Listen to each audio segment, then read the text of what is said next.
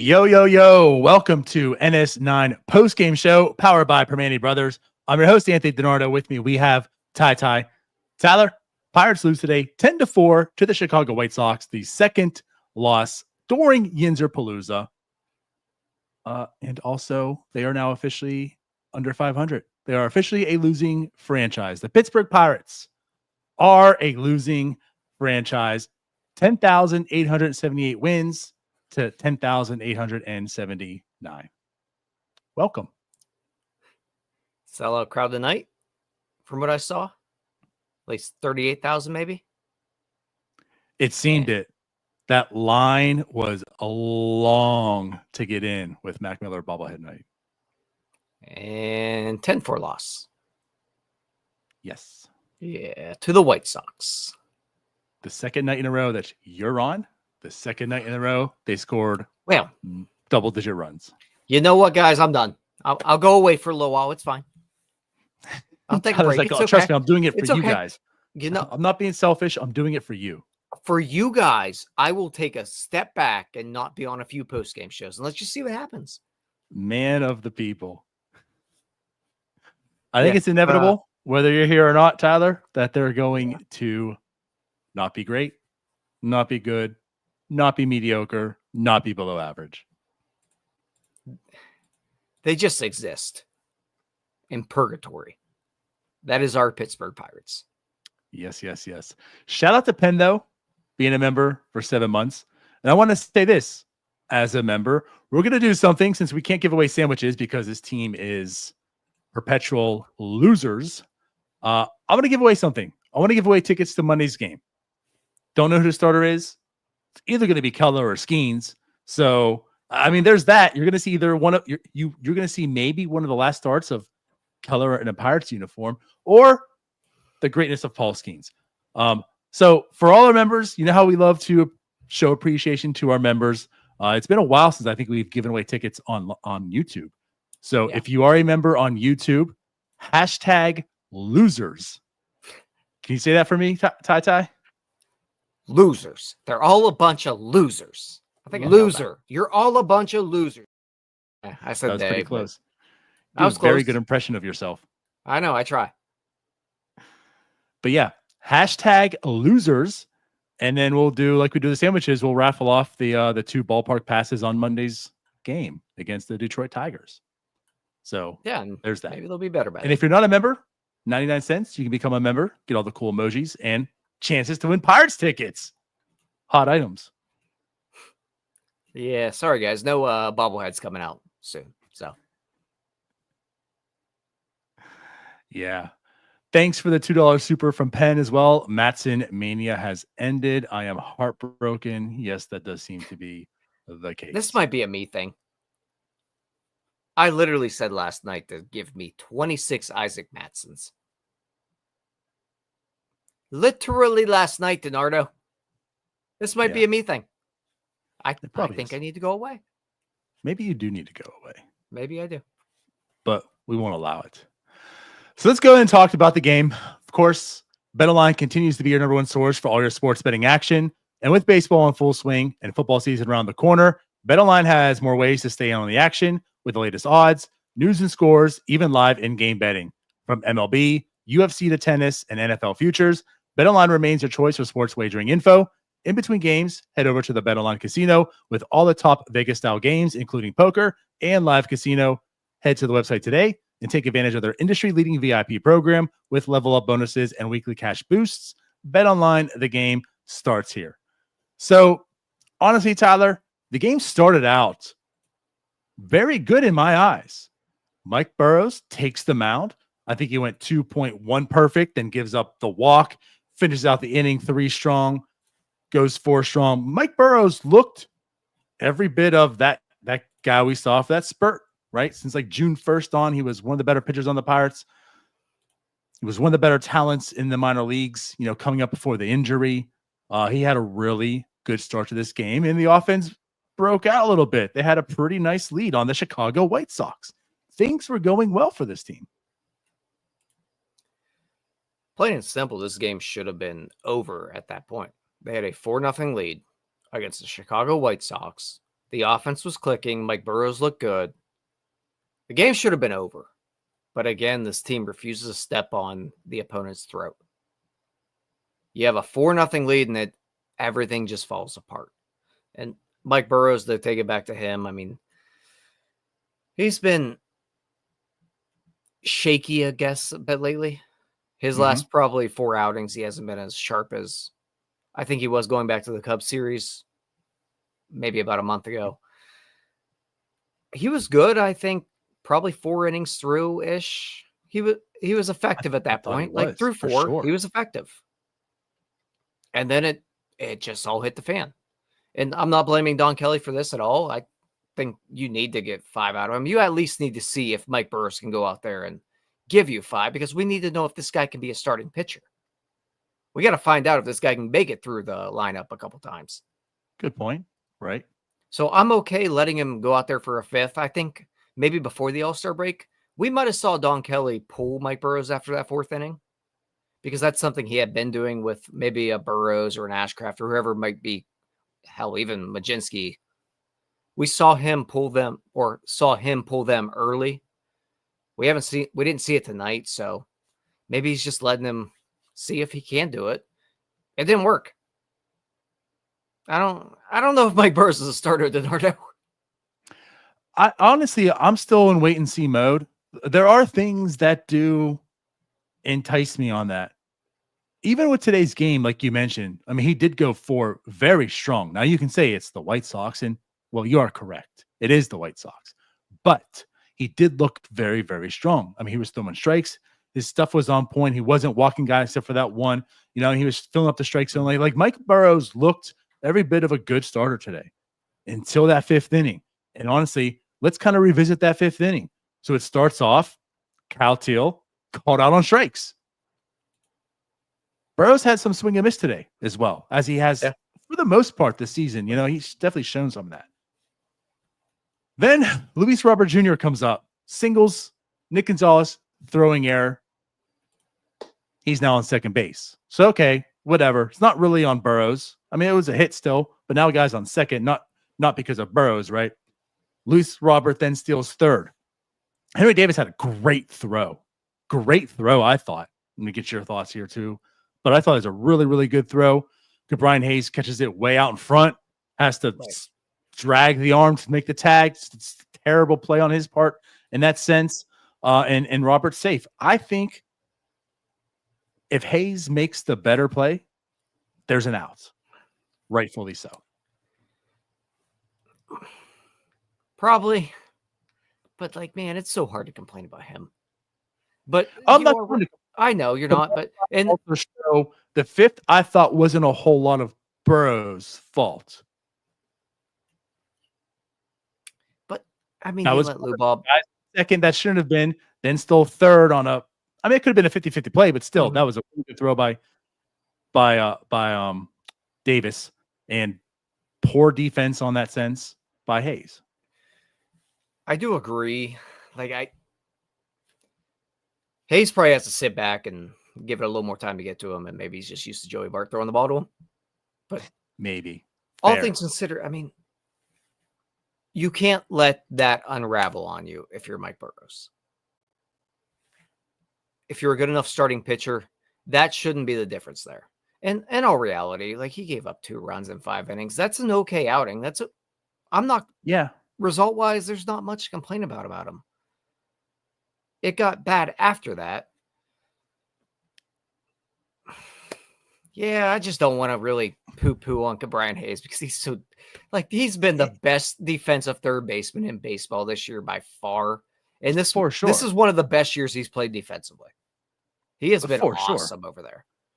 And this isn't a It's moment not. I know. to trash Brian Hayes. What I'm alluding here too. It's just he shouldn't have been on second, and then he got on third, which you could argue could have been out.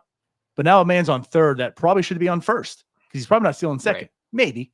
But regardless, like he's probably still should be on first. Colson Montgomery comes up, Burrows strikes him out. I mean, so far so good. That single now is a guy's on third, not really to his fault. And then Sosa comes up and singles to Tommy Pham. Okay, there was a hit. Like you said, it did start to unravel a bit, but now Luis Robert scores when he probably shouldn't have. He's probably sitting on second base, guy in first and second. And then this is where I want to get at. Rojas comes up and doubles to Brian Reynolds, who just played it terribly off the wall there. And like, again, I mean, yes, it's a hit. And I understand like Burrows wasn't a master in the fifth inning, but I think there was a lot of bad defense behind him that also led to that. And again, 2 earned in 5 innings is still quality start. It's still a good outing, you know, but that 5th inning I felt unraveled more to the defense behind him and less to Mike Burrows, if that makes sense. Now that I'm sitting back, thinking back of it, yeah, you might be right. Because there were a lot of plays today that at least let the White Sox take an extra base more times than they should have. Mm-hmm. And it was not just Burrows as well that they did it to. But yeah, you might be right on that. But maybe I just I want to see Mike Burrows work through it a little better. I think maybe just get one more swing and miss in there. Yeah. And at that point, fair. Like you're asking a lot of a guy that's probably a 5th starter. Because that's, to me, that was when it really unraveled for him. Now, he does get the ground out later, but I mean, he walked Talkman and like he was all over the place in that at bat. You know, like I said, like that's when things just seemed to like really unravel for him. And so be it. But again, I mean, it's not a bad outing. He still has to pitch better in the 5th, but ultimately, I don't think he pitched even like that bad. I mean, he had 2 strikeouts, you know, in that inning as well, and there's a lot of bad defense behind him. And in all reality, like coming into this, really before that 5th inning, I'm thinking, man, we're going to talk about Mike Burrows bouncing back really well. And then I think he threw 31 in that 5th. He threw a lot of pitches there. He did. And yeah, it's going to get away from you a little bit. You want to see the guy buckle down a little more. And really, that's the first probably opportunity he's had in maybe the middle of the game that things get a little bit challenging. Because before, like I said, Don Kelly was pulling him before it would get to that point. Mm-hmm. So I guess maybe you are right here that maybe we should be a little bit more encouraged by Mike Burrows' performance because he gave up 2 runs after all that. Only 2. That's all he gave up. I guess where I kind of fall back a little more is that just watching him, it's not going to happen. He's not going to be a guy that's going to go out there and give you 6 innings. He's not. Yeah. He's not that guy. Well, and that's what I said. Like, I'm not totally encouraged in the grand scheme of things, but I'm still in and again, like this team is well below 500. They're not going anywhere. Heaney is going to get traded. There's a chance Mitch Keller is going to get traded. Like Burrows is probably in this rotation for the end of the year. I'm still in. Like, let's really find out. Let's have him in here every 5th day. Let's see what he can do, because if you are entertaining Mitch Keller and these guys, like you kind of need Mitch. You kind of need Burrows to be a starter. Like you want to find out that answer. Mm-hmm. So I guess there's things about him that I like. And of course there's things that's like, well, maybe this is also why we talk how he's slid down the depth chart of names. I guess what it reminds me of is Rowanzi. Oh no. Just a little bit. No. Just a touch of Rowanzi here where it's like, you see the stuff's, it's okay. Like it's good. But it just doesn't look like he's ever going to be the guy that can put it together for a full start. And Rowanzi, there were a lot of starts. And really that last year where there's a long way to go, man. Yeah. Well, if anything, the thing that's been very consistent all year and still even today, that changeup was once again nasty. I mean, if there's one thing he has, it's that changeup. Which is different than Ulro.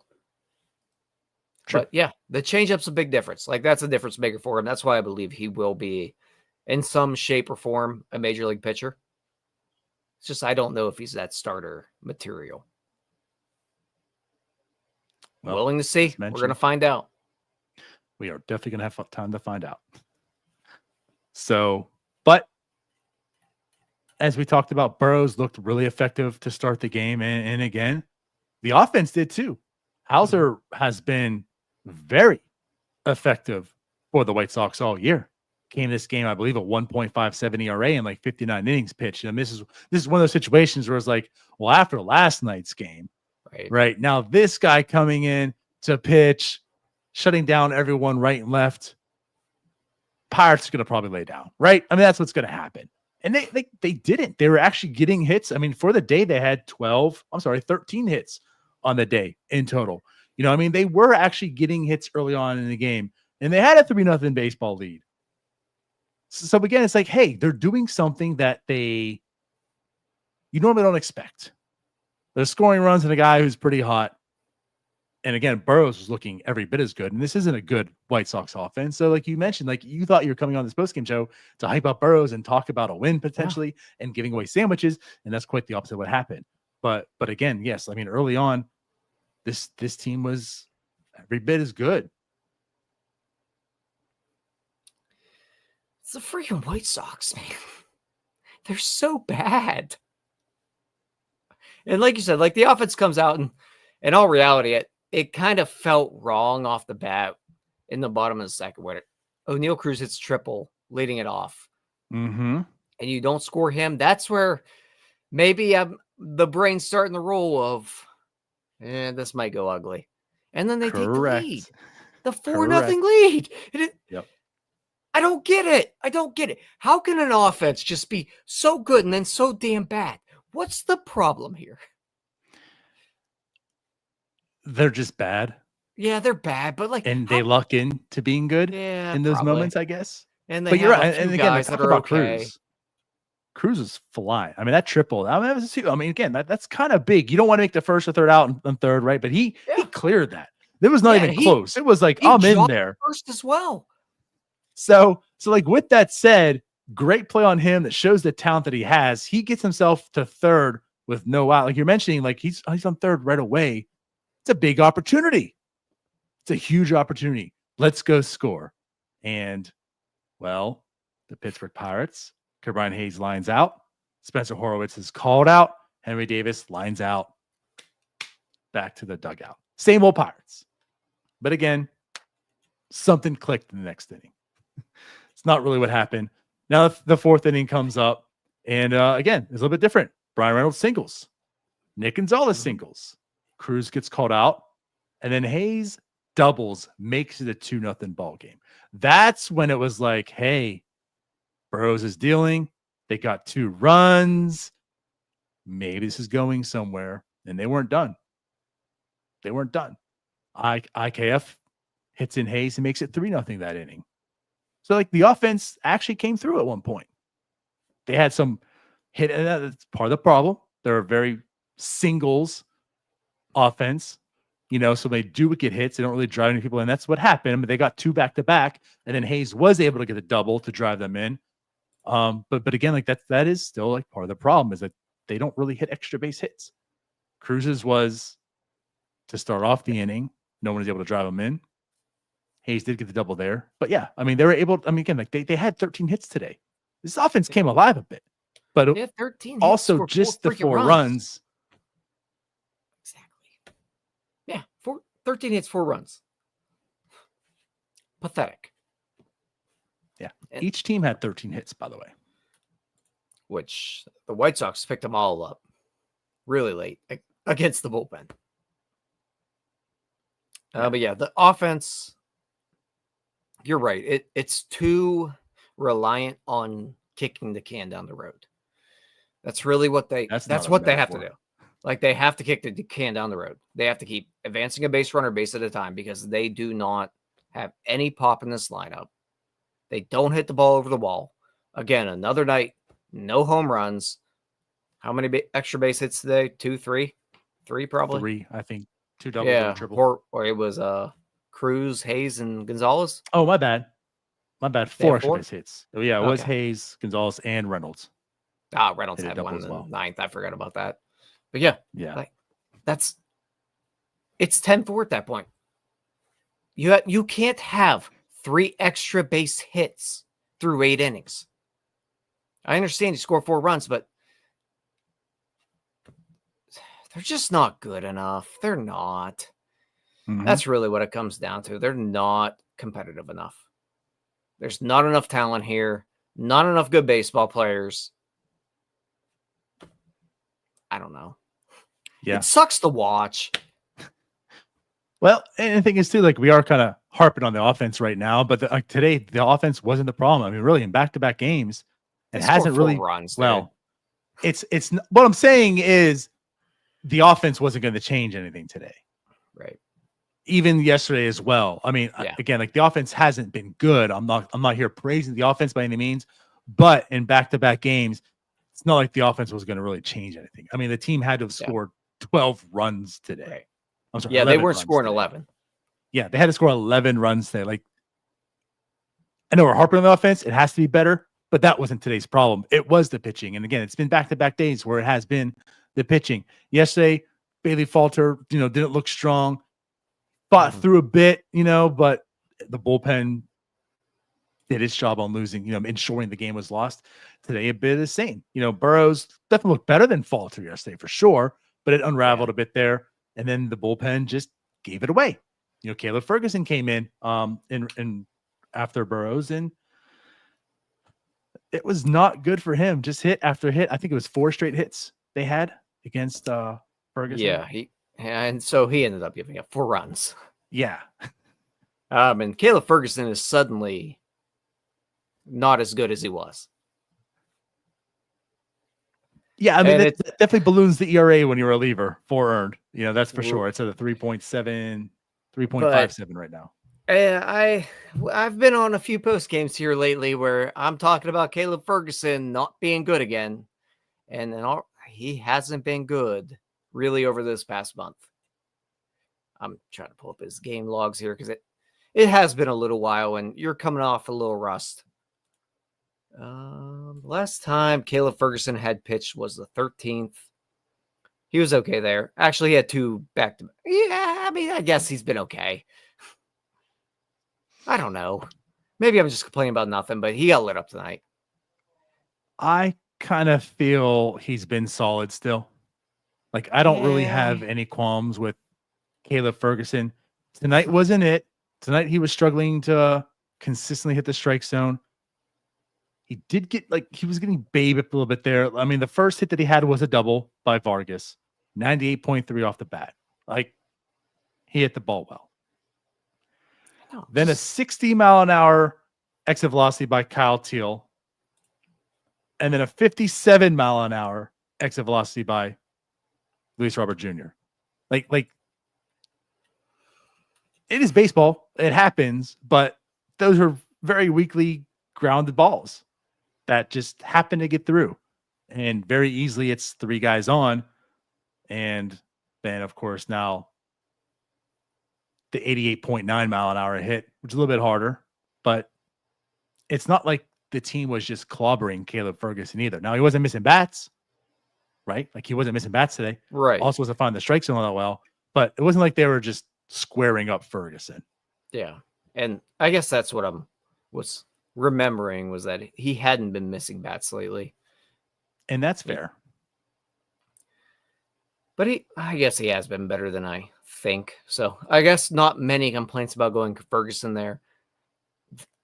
When Ferguson comes out of the game, I do want to talk about that. Well, that's where we're at. So let's talk about it. And we go to Isaac Mattson. And yes, we talked briefly about him earlier. Big Isaac Mattson guys. I like everything. We love everything he's done. 2.66 ERA still. Do you think, or at least Donnie Kelly before the All-Star break probably goes Dennis Santana there. Dennis Santana hasn't pitched in 6 days. Dennis Santana didn't pitch again today. He's probably here for another 12 days, maybe. There's 50-50 shot he gets dealt at the deadline. Why not go Santana? I'm wondering if that came from above him. That's my question. Did that come above him? Because Don Kelly managed this game differently than he did before. And that's he one was thing a we've lot given him more aggressive. kudos for. Yeah. So not Santana coming in the 5th inning. Right. Not a shocking possibility. He's done that. This is a huge moment. Right. Santana in the game is something that Kelly has done. And like, we're not making it up where, well, why didn't you just pitch a guy that never pitches there in that spot because it's a smart thing to do? No, he's done this before. He's used them in unconventional spots. The reason he didn't do it tonight, I guess I don't quite understand it because it seems like the perfect spot to do it. It's a 4-4 game. He hasn't pitched since the 13th, coming off the All-Star break. Now you didn't use him at all, and we're going another day without using him. Same with Bednar. Like, it does make me question if there's somebody above Donnie Kelly telling him, let's save them for high leverage spots right now. Late in the game, let's keep them healthy. Yeah, I don't know. I'm saying, like, this isn't me adding to the fire right, here. It's speculation. This is just something that was part of speculation as well. Like why was Mitch Keller not pitching this weekend? I mean, it could, like, very fairly extra rest, but there's also that in the back of your mind, like, well, why isn't Mitch Keller pitching this weekend? Why isn't Dennis Santana in the game in this situation? So, I mean, I'm not here to poo-poo on what you're thinking. Like, there's been some questionable things that's happening so far, and is it trade related? And that could be some decisions coming down, because I'm sure Don Kelly would maybe rather have Mitch Keller pitching today or yesterday. Right. It's Yinzerpalooza. I know Paul Skeens isn't going to because of, like, this, what he's pitched so far. I mean, like, Paul Skeens not, and that's perfectly fine. But Mitch Keller hasn't been pitched in a while. So again, like, to your Santana's thought, maybe. I know it sounded like maybe you're giving a pass here to Kelly, but Kelly has kind of done that before. So it's interesting why he didn't. So yeah, something to talk about, discuss. But yeah, with Mattson in there, he's done his job. For a guy that you shouldn't expect anything from, he's come up here, he's done his job, and he's done stuff to win fans' hearts. I mean, some of a local kid, right? Went to Pitt, was part of the Wild thing. Like, we all understand, like, his story. It's a cool story. Look where he's come, the underdog, right? And he's actually performing. So yeah, there's a little bit of bandwagon to him, right? It's kind of cool. And today it just wasn't there. He hit a batter.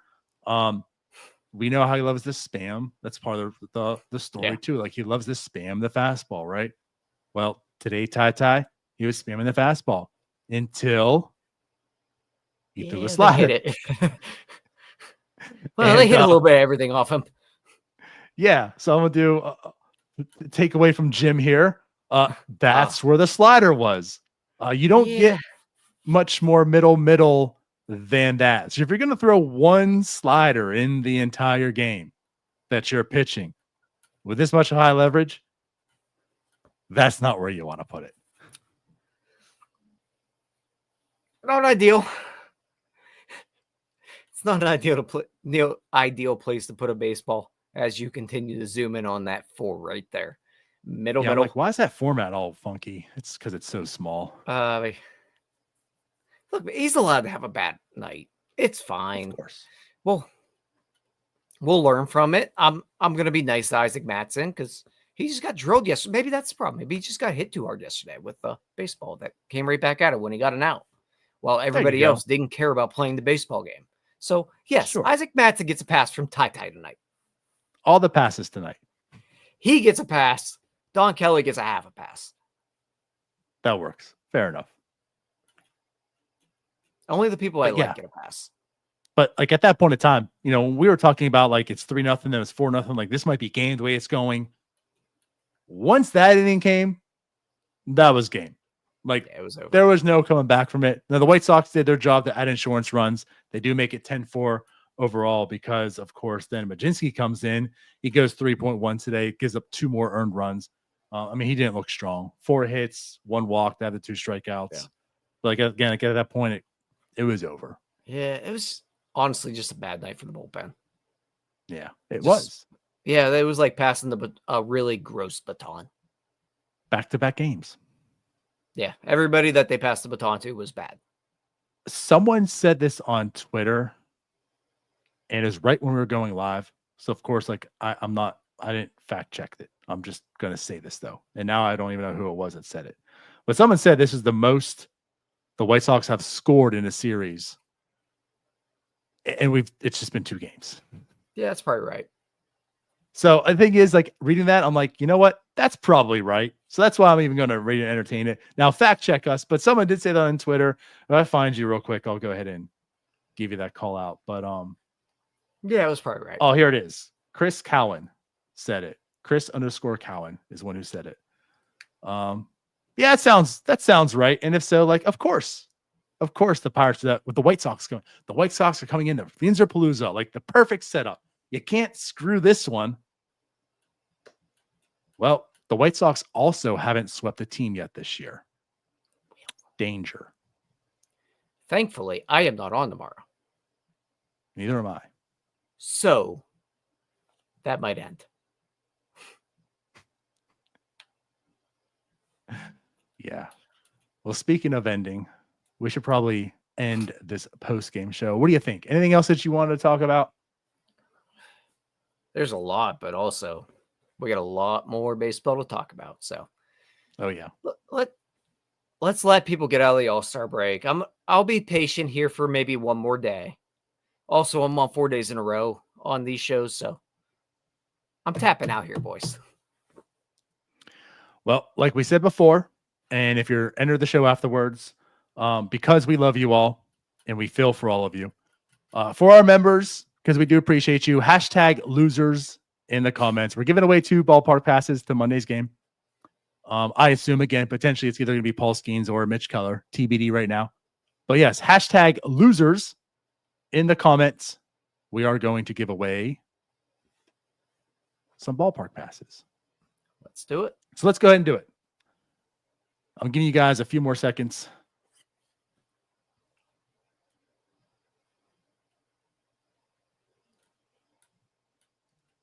Ty, what does everyone have to do as well right now? Make sure you drop a losers. What else can they do after they drop the losers? I don't know. Loser. You're all a bunch of losers. You can like, you can subscribe. Oh, yeah, that's the thing. You know how that goes, Tyler. Oh, yeah, that's the whole thing. Yeah, guys, like, subscribe. Follow us on TikTok, Instagram, Twitter, everything. Also, follow me. Stop giving them follows. Give me follows. I don't post, but follow me. Yeah, go follow Ty. You don't know what his handle is, but go follow it. Wagner to Kutch. Give me love. All right, let's go ahead and give out these 2 ballpark passes on Monday. Penn. Shout out to Penn. Penn, the 7th-month returning member today, and the $2 super. Good vibes. That's called karma. You win the tickets for Monday's game. I don't know if it's good karma or bad karma, but it's certainly karma. Sure is. Just like it was karma that you had to do the show with me tonight. There it is. So congrats, Penn. Go ahead and give me your email address where I should send the tickets. Those usually come in like around 1:00 in the afternoon. So when they do, I'll forward them over to you. So yeah. So there's that. So any last words before we get out of here, Ty? Hopefully they don't get swept tomorrow, man. Hopefully not. And then it can become a 500 franchise once again. We're out. We'll see you guys tomorrow. We do love you, and we appreciate you. So, bye-bye. Be cyber scouts. All right, that wraps up this episode of North Shore 9. Thanks so much for tuning in. Whether you're listening on the podcast or catching us on YouTube, if you enjoyed the show, please give this video a thumbs up and don't forget to hit that subscribe button if you haven't already. It really helps us grow. And if you're listening on the podcast, a quick review goes a long way in helping others find the show. Plus, be sure to tell a friend about us. There's always room for more here in the NS9 community. And for those looking to support us a little more, consider joining our Patreon, become an MVP member, and get exclusive perks while helping us continue to bring you more of the Pirates content you love. Thanks again for all your support, and let's go Bucks.